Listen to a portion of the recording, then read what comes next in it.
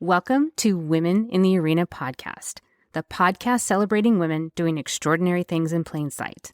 I'm your host, Audra Egan, and our mission is to elevate the value, strength, and resilience each woman brings to the world. Without further delay, let's go ahead and start the show.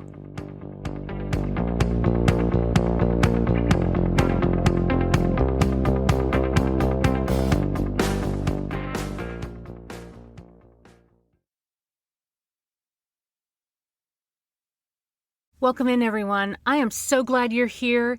I am Audra Egan, your host of Women in the Arena podcast, where we celebrate women doing extraordinary things in plain sight. We have yet another remarkable woman here today that I can't wait for you to meet. Thanks for joining me, and let's start the show.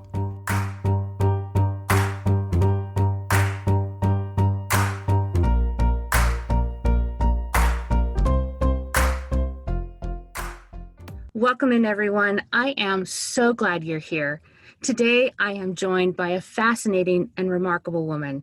Today, I am joined by Jin-Ya Huang, who is a social impact, community development, and creative innovator, and her focus is on equity, diversity, and inclusion. In March of 2020, Time magazine has named her one of 27 people of bridging communities across America. She is also an artist with galleries that are showing her work in Dallas, Miami, and New York. She is the founder of Break Bread, Break Borders, and you can catch her TED Talk on YouTube. Jin-Ya, thank you so much for being here and welcome to the show. Thank you, Audra. Thank you so much for holding space for me. I am so excited that you are here. You and I share a joined vision for our community. Mm-hmm. But before we get into that, can you tell us a little bit about yourself? Oh, it'd be an honor. I grew up in Taipei, Taiwan. I am a descendant of refugees from China. And so my parents actually are from tiny villages in south of Taiwan, and they moved us out to get opportunities to education. And when I turned 13, actually my dad had lost his job. So my aunt and uncle called from America, Tulsa, Oklahoma, out of all places, and said, we're starting a Chinese version of McDonald's, and we're going to do this series of franchises of restaurants. Would y'all like to come and help? And my parents said yes. And so that's how I went from Taipei, Taiwan to Tulsa, Oklahoma. To open Chinese versions of McDonald's, which I'm sure was much better than McDonald's. Much better. Yes. But it was a series of franchises throughout the Southwest, and 16 franchises later, my parents actually purchased a location in Dallas, Texas. And so that's how we got to, I joke that, I got here as fast as I could have. You weren't born in Texas, but you got there as fast as you could. Exactly. I've heard that once or twice before. As I said in the beginning, you and I have a shared vision for building bridges amongst women. But your vision is actually a legacy, and it was a legacy that was started by your mom. So can you tell us a little bit about Break Bread, Break Borders, and how it got started? Oh, I'd love to. So my whole life, my inspiration has always been my mom.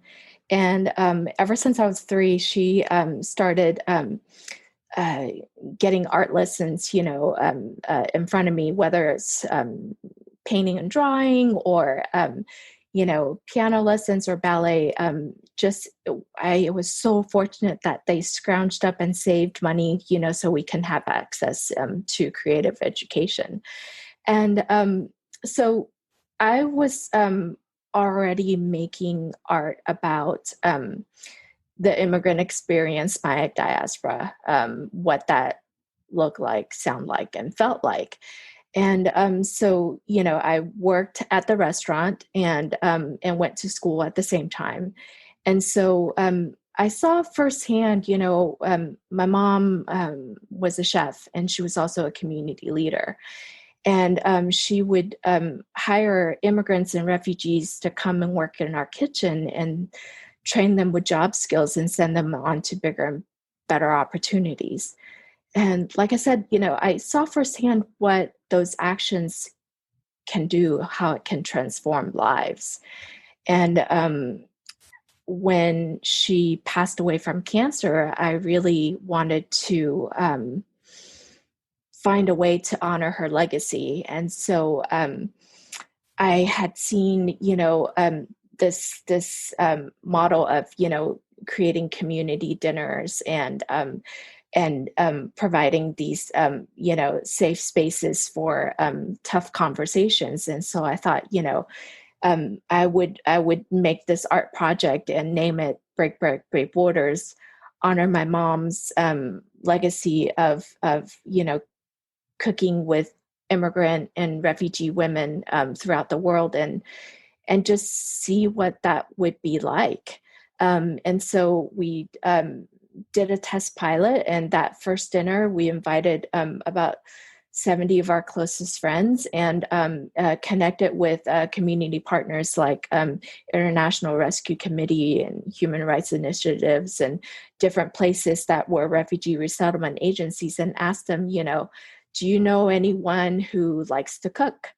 And so these women from Nepal, from Myanmar, from Iraq and Syria showed up and said, we love to cook. What are you thinking? And so I still remember that first meeting that, we were showing slideshows of just me interested in cooking with women. And there were a lot of, eyes that were kind of glazed over, not really understanding what was going on. What is this crazy Chinese girl talking about? But the moment I showed them a picture of my mom, that was it. They absolutely understood how important it is to maintain your identity, to use your voice and to share your food and culture, and how that how food is such an amazing equalizer, just like art as a universal language, how that connects us all. And so that's how Break Borders was born.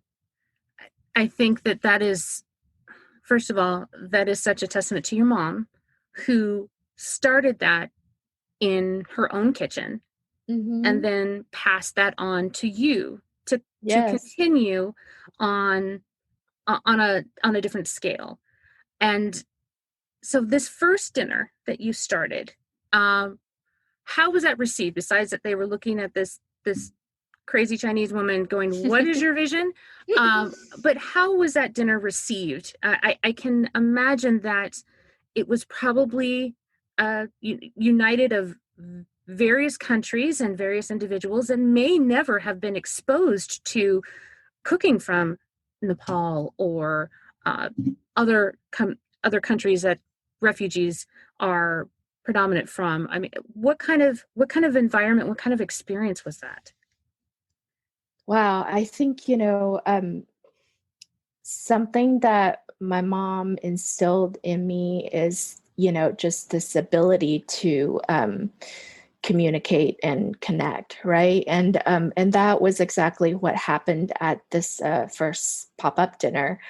Was you're right, our friends, from Mexico, from Africa, from all these different countries, and all gathered here in Texas, in Dallas, at that very first night. And they got to taste international cuisines from war-torn countries like Iraq and Syria. And it was, for some of them, it was definitely the first time, trying something so new and so unique to them. The interesting thing was, as a social practice artist, one of my main models is, asking the community what it wants, right? And when the community asks for fire, I don't bring them water. And so that night, what we brought to them was not just, food from these incredibly resilient women, we also brought them storytelling from the women. And so that night, the two women that cooked for us got to boss around this chef and in the kitchen. And he was like, Jin-Ya, I have not been a fry cook in 15 years. And and it was so nice to not be in charge and be told what to do and just hustle, And so it was like the first time that, they were empowered to really just like own the kitchen. And they led a crew to cook for all these people. And, not only did they get to share their food, they got to talk about their heritage and culture.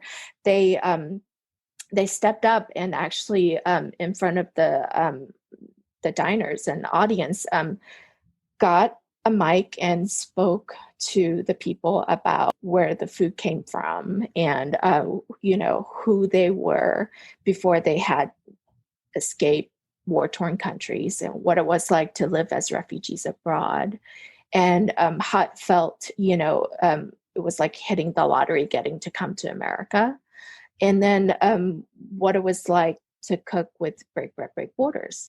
The women shared these very intimate, personal stories that are so uniquely of their own. The moment that, they put that out there, it was just this immediate spark. And so a lot of the people, started asking like, wow, this is so incredible. And, how can I get this, to my family, to my friends, to my company, to, what do I need to do? How do you guys cater? And, do you deliver and all this stuff? And we started thinking, gosh, like, how do we do this? And how can we, keep the women safe? If they were cooking for large groups of people, they need training, and all this stuff. And I thought, gosh, because the women, really thought like it was such a beautiful experience to cook for people. They never thought cooking was an important thing. Like they just kind of thought of themselves as it was a part of their role as, a wife, a mom, or just as a woman. Their place was in the kitchen and to bear children and to, take care of their families. They never had this space where they got to like step out of the kitchen and, and become a person of their own. And so it was really interesting that, the moment that they saw this and, and they were actually, they were paid, for cooking for that evening. And so they stepped up and told me, they said, Jin-Ya, community dinners are beautiful. They're wonderful. But you know what? That's not what we need. What we need is jobs. First of all, what an amazing special event that was, that you put together a pop-up dinner. And the whole community did. Yeah, the community put together a pop-up dinner. Yes. Not knowing what would come of it. And first of all, it's a very beautiful experience that these women, you empowered these women to share their food. And in my experience, the women that have taken a lot of pride in what they're serving, they literally serve it with a piece of them. So much love. Yeah. Yes, so much love. So to be in that space where not only do they share a piece of them that would be foreign to their diners, but it was so well received, they said, we'd like more. Mm-hmm. And on top of that, you paid them to cook for these diners, which is probably something that they had never experienced before, as being paid for something that they do on a regular basis. Exactly. And that was, such a tremendous empowerment moment that, one of the women actually had to ask her husband for permission to come and cook with us. And, when he found out that she was being paid, he was like, okay, you're allowed, and so it was very interesting, the dynamics, right? How culturally, what those, assigned responsibilities are. And how the women saw this as an opportunity, to contribute, to their family as a part of the household. And statistically, we see that when you invest in women, 90% of the time will put their income directly back into the communities, into their families, and they pour it into their children, whether it's through commerce or education or whatnot. Because they're the decision makers of those kind of choices, that compared to men only investing in maybe about 30 to 40% of their income, it's tremendous what women do.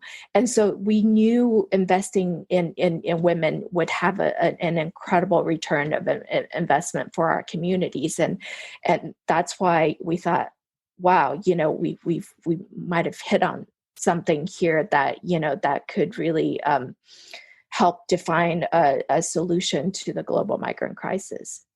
So through that one dinner, the catering company was born. And not only was it a catering company, you paid these women to cook, but you did one step further. You empowered them with education on how to perhaps do this themselves, how to start their own catering companies, how to start their own restaurants. First of all, what was that process? And then what has been the extended result of your catering company? Wow. Okay. So, like I said, we stumbled onto this by chance. And I joke that I'm a complete accidental entrepreneur because when people started asking for this, they were like, oh, do you cater? And, oh, we've got this racial healing workshop. People are coming here to get woke. They might as well eat woke food. And, we were just Good like, point. okay, yeah, we thought, okay, well, we can give this a whirl. And, we've seen this business models before. And my parents had a restaurant, and how hard could it be, right? And well, it's been extremely difficult. And we actually decided to become a for-profit social enterprise. And so when we stepped into this catering business, it was the easiest way because through catering, the women can manage their own time. And if they're too busy with family events and whether kids had soccer or whatnot, like it was easy for them to kind of schedule, which gigs they want to take. And so when we got into this, it was like, okay, they already knew how to cook. They're amazing, brilliant cooks. That wasn't the challenge. The challenge was, the logistics and operations aspects of running business or a food service business here in America. And so first we thought, okay, education is super important. They have to have, their food handlers permits. So if they want to work in other restaurants and or other, catering companies, that they would have that. And if they're interested in running their own business one day, set up their own shop or bakery, getting a food manager's license, that certification, through a company called ServSafe, it is good in Texas for 5 years, and it's actually transferable throughout the United States. And so things like that that really empower them to have that freedom of choice, right? They didn't have a choice to leave their country during war. Which is, I think, is a very important point right there, is that you empowered them with choice. And they may not have had these types of choices from their countries, maybe not even within their families. Right. Not even the ability to drive sometimes, yeah. Something that we take so for granted, of our ability to go as we please and spend money as we please and not have to ask permission from anybody. It's a privilege. Yeah. Definitely a privilege. So you gave these women the power of their own choices, the power to choose whether or not they wanted to work, or where they wanted to work, how they wanted to work, and then empowered them with additional education to take that to whatever next step that they wanted to. And that in and of itself is quite the legacy. But you have some significant success stories from the women that you have helped mentor and shape. And I know that you have one in particular that went on to start her own company. Yes, To yes. tell us a little bit about Oh, her. absolutely. And so, I didn't give these, opportunities to these women. The opportunities were always there, whether it's for, for a job, for business, or, for any kind of, success. What it is we try to remove the barriers, so these women can access success. And to get to that power position, one of our community cooks at Break Borders is this woman named Rania. And so her name actually means the queen in Arabic. And so she grew up in this little village, Dara, in Syria. And her and her husband actually had a general store in Syria. And so she was already used to, kind of running her own business and doing her own thing. And she's the youngest of the group, and the most ambitious. And but in the beginning, she actually used to get really scared. She was frightful of having to cook for lunch, for like 8 people. But it was really interesting that throughout the process, just being given the opportunity to education and to work on the job and work and really train while she's on the job, she gained the confidence of cooking for hundreds. And so her caseworker that actually helped her when she first came to America to get her Social Security card, saw her at an event speaking, and actually literally didn't recognize her because she wasn't crying at the office saying, I don't know how to help my family, I can't find a job, and being completely lost. She saw this bright young woman who was enjoying cooking and contributing to not only her family but to the city that now that she proudly calls home. And Rania talks about how when she cooks with us, it's like cooking with her sisters and her family. And and that sense of belonging is really tremendous. And we want to instill more than that. A lot of this is what my mom, Margaret Huang, has taught me. Is it's really that idea of doing the right thing, being a good neighbor, and honestly practicing compassion every day, and learning how to use your voice. And Rania is really a classic example of that. Like she knew what she wanted, and she set out her goals, and she started her own business by cooking for a lot of families at the mosque that she attends, for Ramadan. And next thing she knows, it's weddings and birthdays, and she recently just purchased her own home. It's like the all-American dream, Mm-hmm. You've done a tremendous thing. And you had mentioned removing barriers, and that really struck a chord with me, because what you've done through your organization is not only did you remove barriers and give opportunity directly to those women, but as you had stated previously, that when you empower women, those women pull and pay it forward, and they empower other women, they empower other children. So your organization not only influenced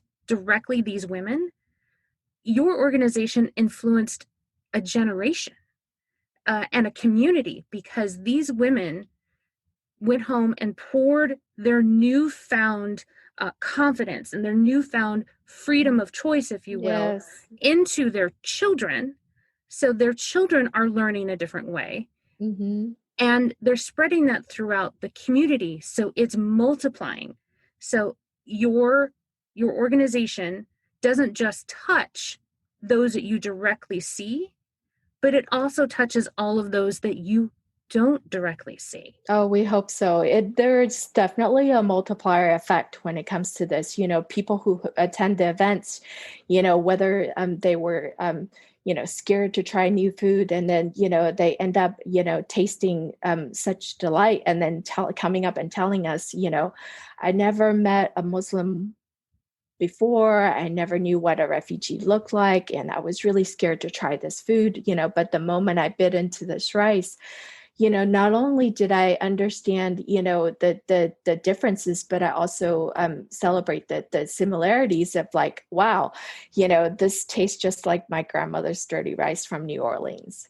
Those food memories are so powerful, They are. and they bring, you're right, it's intergenerational, and the other neighbors of these women, find out, about what it's like to cook with break borders, and they're interested in, getting schooled, or, being able to, find a job, or, the kids of these women, watch their moms, get up and speak, and that, they've never seen them in those kind of spaces before, and so whether they're, teenagers or 6 years old, they're just like, well, I want to be like mom, and it's not just, mom knows how to cook, but it's like, mom is amazing, and they see them in this whole different light. It's like, we already knew they rock and they're like incredible, but, like they really truly are superheroes. So if you can see it, you can emulate it, and you can improve upon it.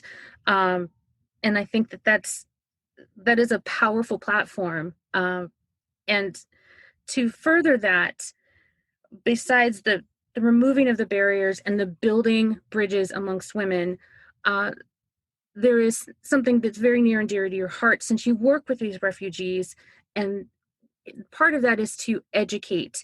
And I wanted to take an opportunity to educate about the census, because in order to be able to continue providing services to our refugees that are here legally, they do need to be counted.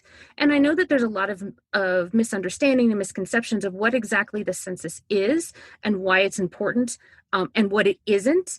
I wanted to give you an opportunity to help clarify any of those misconceptions, so perhaps those that haven't been counted yet out of fear might get some clarity around why it's important. Right.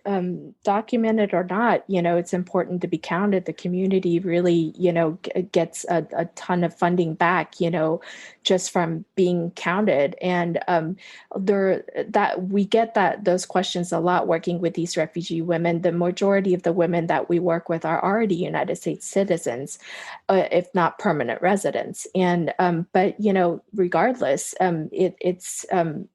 they become that population that is incredibly underserved and very difficult to count because of, whether it's language barriers or, or whatnot. Just like voting, it is super important to, step up and be counted. And it is really important to use our voice in that way. So we're a part of this, really amazing system that could work for us, if we're a part of it. Yeah. Yeah. And I think that that's important. Like I said, I wanted to remove misconceptions, because you can be counted without recourse. Yes. Regardless of your status. Exactly. So we wanted to make sure that we clarified that, because this works hand in hand with your mission in serving these refugees and allowing them to elevate themselves and remove those barriers and build those bridges. So if the audience was interested in hearing more about Break Bread, Build Bridges, where would they find that, and how could they contact you? Well, so we have a website. It's breakbreadbreakborders.com. And honestly, just, reach out. We've been really just super fortunate to have amazing community partners throughout all this time. We really haven't advertised. It's really purely by word of mouth. And so throughout the pandemic, we have been just really writing grant proposals like mad women, and trying to figure out, the best ways for people to help this vulnerable population. And right now, the catering is shuttered, but we're definitely trying to figure out different pivoting the business model somehow, possibly packaging cookies as consumer packaged goods, or doing catering on different scales, as people are looking at fundraising in different ways, still doing communal dining, but in separate homes, and having meals or desserts, delivered separately to different households, to fundraiser galas or donors, or, anybody who's interested in helping out. And so we're really trying to look into ways to unpack, different possible solutions so we can still enjoy the incredible food that these women make, whether it's sharing their recipes on, a museum blog, or printing little handouts, so people understand our mission. But honestly, this is a good time to train the women in their licenses and certifications, so they're able to work in the food service industry. We're still looking for, funding to help take care of that and to pivot our business. And like anything, that word of mouth is amazing, right? Just to tell other people about what we do and how we do it. And like I said, it's really not a unique idea, and it's nothing new under the sun. We just didn't see anyone doing this in our own backyard. And so we started something that, we knew that our community was asking for, and and deeply wanted, and support. And so jump in at different entry points, and figure things out there. But we've been very fortunate and lucky, like I said, different foundations and donors and people stepping in to help the women with their and their families with their rent, utilities, food, and medical bills. And so no one has gotten evicted or gone hungry. We're incredibly blessed to be in this position right now. But this is a marathon. It's not going to be done overnight, and everybody's going to get past the baton along the way. And stepping in to help out financially at this point will probably be the most useful. But also even just telling people about what we do, like we got voted as a part of the Dallas Innovates, and one of the food leaders with slow food, and the Time magazine inclusion was incredible. That we literally just got this call and said, hey, we're doing this article, and only 27 people are selected, and can we interview you? And we were just shocked. I'm sure you were thrilled, and you probably looked at your phone and went, yeah, what?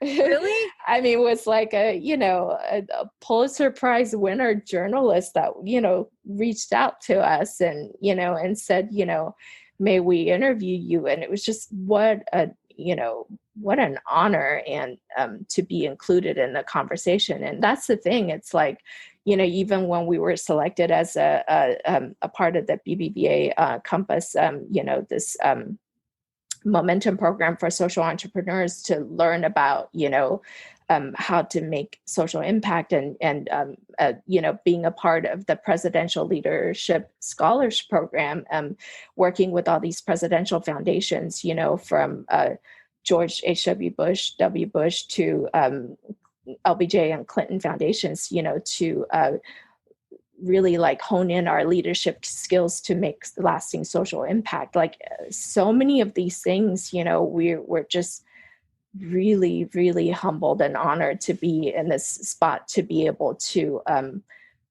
figure out how we may best serve our communities. And that's the thing. We're, very, very lucky. Well, first, I want to thank you for investing in the community. I know that you said you're just one, but sometimes it just takes one to create a ripple effect. So thank you for recognizing and filling a need within Thank your you. community. And after this pandemic is over, which it will be at some point, there is an end in sight. I just don't know when it is. I most definitely want to attend one of those dinners because Yes. I think it would be a life-changing and probably once in a lifetime experience to be able to be there and speak with these women and hear their stories and know that that dinner is more than just a dinner. It is literally Absolutely. life-changing. So thank you. And please continue to keep up the good work. And hopefully we can give you some additional assistance as you continue to grow your vision for your foundation. Yes. So before I let you go, I ask everybody the same 3 questions, and the answers are getting more and more fascinating the further I go on. So I'm going to get to it. Are you ready? Yeah.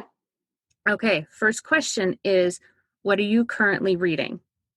I am currently reading How to Be an Anti-Racist. Really? Yes. What is the author? Do you know the author?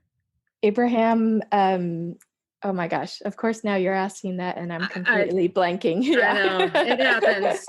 But how to Be an Anti-Racist. Yes. We'll look it up just to see what a fascinating and timely read.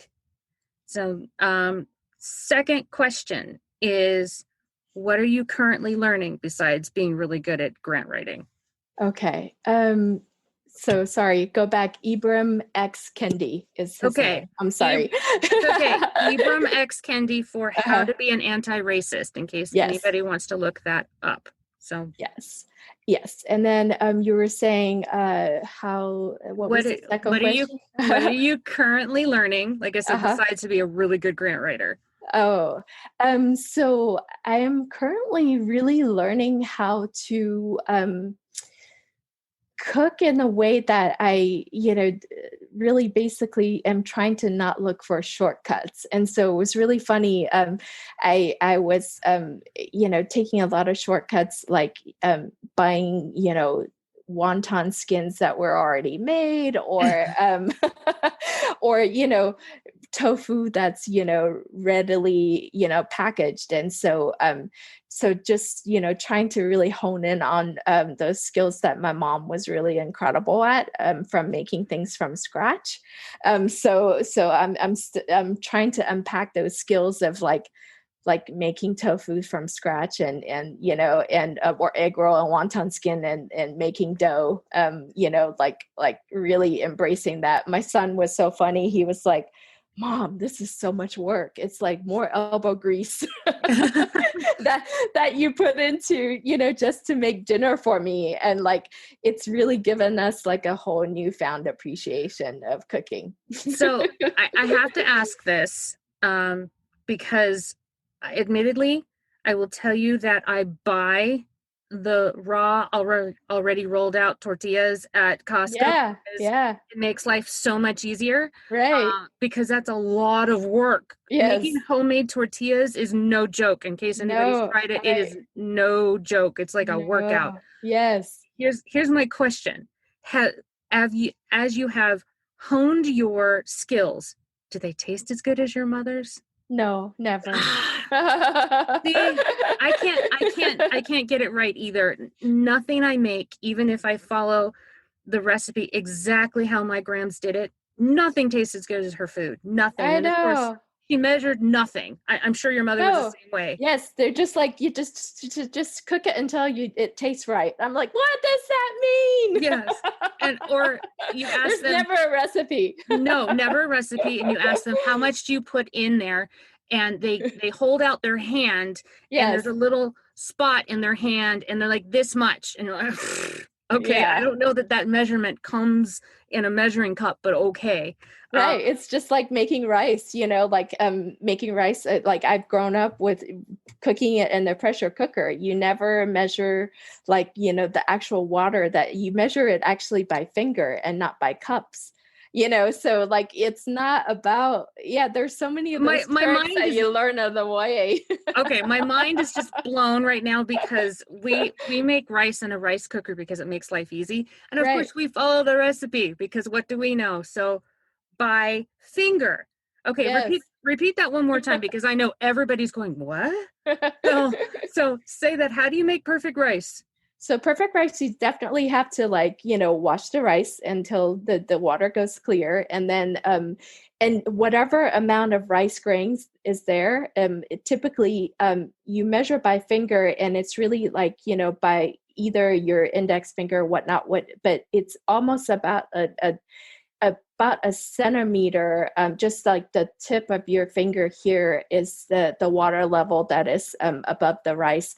That in the pressure cooker, that gives you perfect rice every single time, regardless how many cups or how much rice that you have put in. That is the ratio. It's by finger. Mind blown. Mind blown, mind blown. Oh my goodness. I'm going to try that this weekend.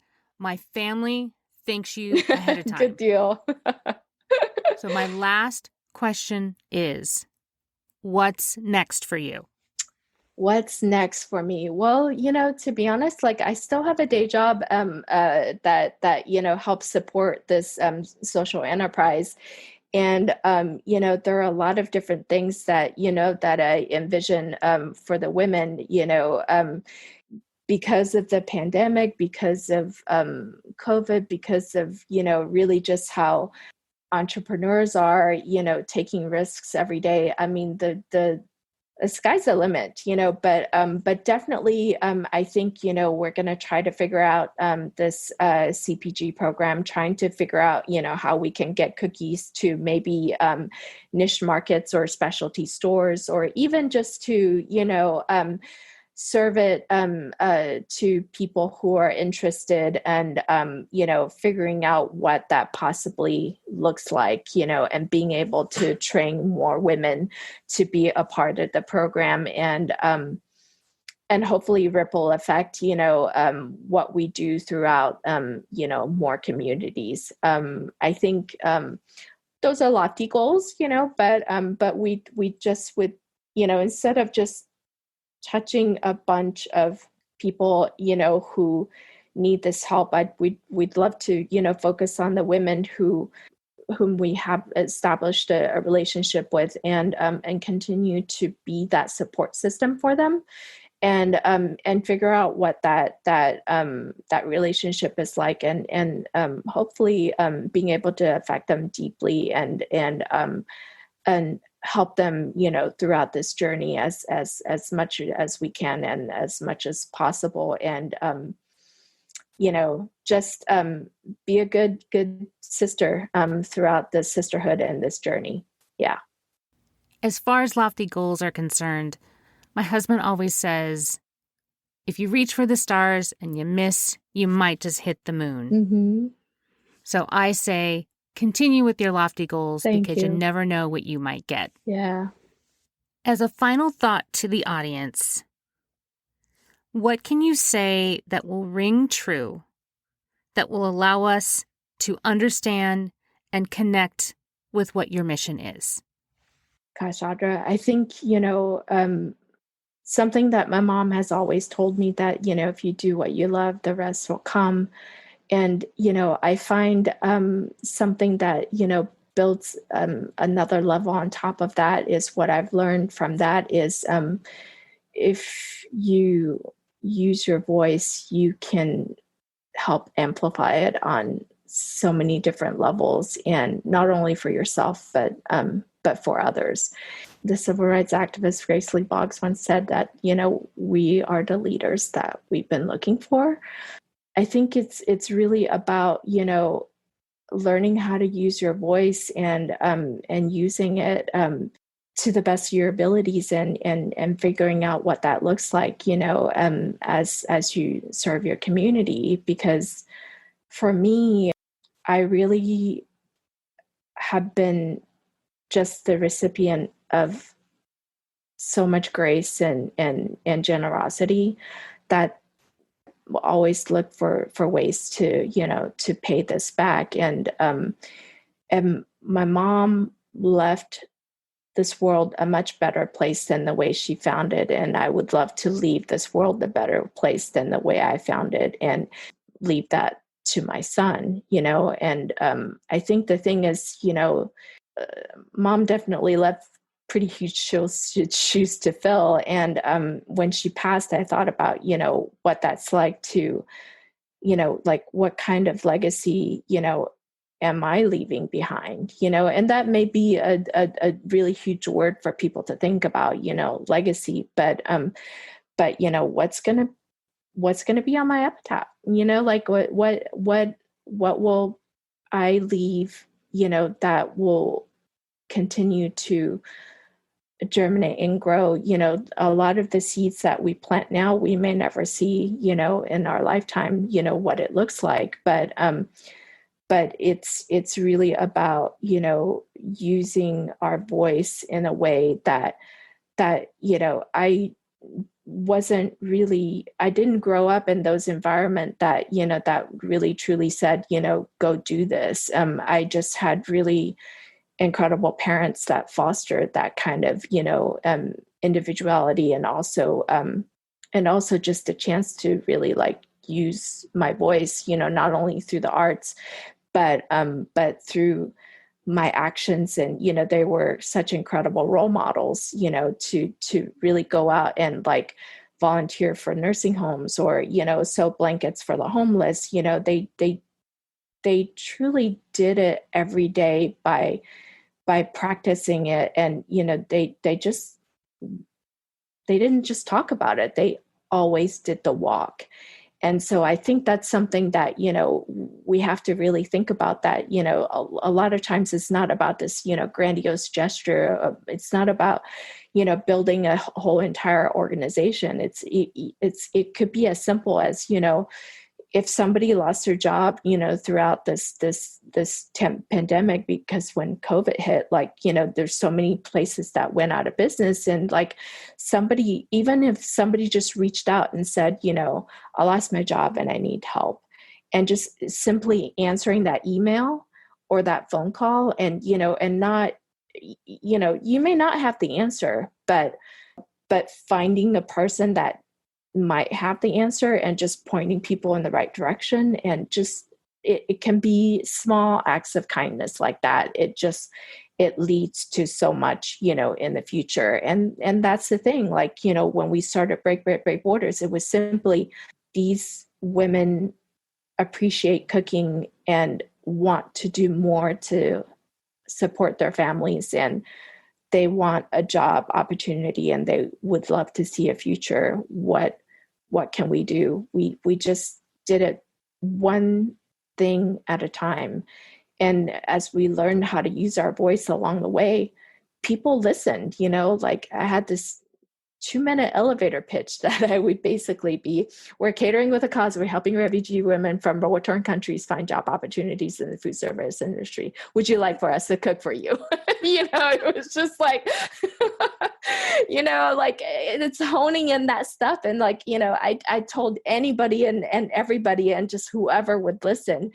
And thank God people did, and that's how we've grown, and we're still amazed to this day that that's where we are. But if we didn't step up and just use that opportunity to say, here's what our needs are, and here's what we would like, sometimes you never get the help that you might need, and it does take a village. We have this whole entire community, ready and willing and able to help, and as more people find out about, when we lift our neighbors, that we truly lift ourselves, and, going from the me to we mentality, I think, that's, a step for us to be closer to hope. And we're always going to be on the side of peace and freedom. And so that's where we would love to be. What a beautiful statement. Always be on the side of hope. What a remarkable sentiment and a beautiful thing to say. I want to thank you for using your hands and feet and your voice. Thank you. To uplift your neighbors and uplift those who you don't know, who are yet to be your neighbors. Thank you. I also want to thank you for helping me. Thank you for helping me try to change the world one interview at a time. I want to say that I am so proud of you for creating an organization that you have here with Break Bread, Break Borders, that is purely created to empower those around you and continue that legacy that your mother started. I cannot wait to see what is next for you and this organization. Absolutely. Thank you, Audra. It's an honor. Thank you so much for holding space for us again. We love you. Thank you. It is truly a pleasure and an honor to be here with you. And thank you to my audience for joining me today. And I'll see you again next time. That's our show. Before I let you go, I have some business that I need to get to. First, I want to thank my guests. I am continually awed at your generosity of spirit and the vulnerability that you continue to bring to our conversations. To you, my audience, you are incredible. Thank you for growing with me, and I hope that I continue to exceed your expectations. And to my team that helps me pull this off every single week. To our composer, Star Diva, who is amazingly talented. To Alan Bruckner, our graphic designer. Thank you for taking my crazy ideas and giving it life. To Savannah Boster, our social media manager. You do this so much better than I ever could. And last, but certainly not least, our producer, my number one son, Gavin Egan. Thank you for supporting your mom with her dream. I couldn't do this without you, kid. Please follow us on our socials at Facebook, LinkedIn, and Instagram at arena_women. See you next week.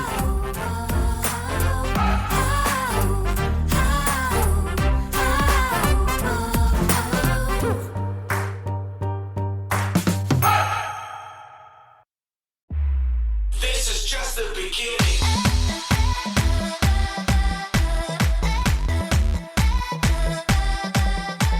That's our show. I am so grateful for each and every one of you and your unwavering support and your continued belief in this movement that has become much bigger than me, much bigger than just a podcast. It has become this forward momentum that we are all doing together.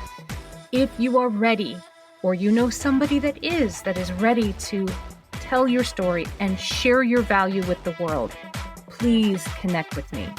You can reach me at audra@womeninthearena.net. I am so honored and thankful that you will share your story with me, and I'll make sure that it is well taken care of. I will never stop thanking each and every one of you, and I cannot wait to talk to you again next week as we share another woman's story and we celebrate her doing extraordinary things in plain sight. We'll see you next time.